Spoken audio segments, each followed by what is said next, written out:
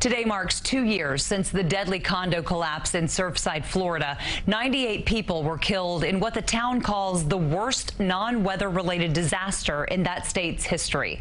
As CBS 2's Manuel Bojorquez reports, families who lost loved ones are still fighting to keep their memories alive.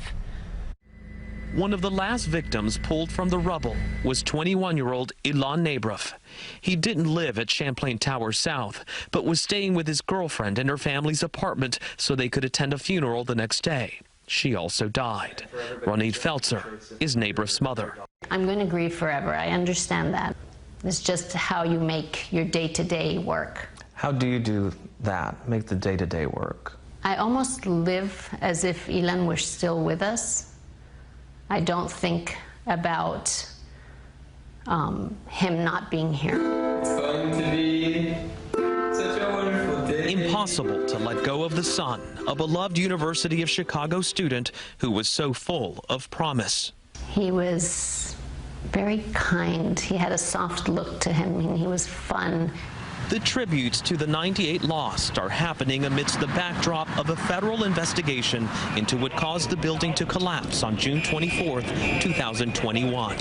Earlier this month, investigators released preliminary findings pointing to flaws in the building's design and construction, specifically a pool deck that seemed unable to withstand its own weight. Alan Kilsheimer is an independent investigator. And the question would be, is it a column that supported the pool deck? Or is it the pool deck itself, right? Those are two different things. Last year, survivors and victims' families reached a nearly $1 billion settlement in a class action lawsuit. And the much-debated future of the collapsed site is now settled. The land was sold to a Dubai developer for $120 million to build a new condo building. The families are now pushing for a permanent memorial in Surfside.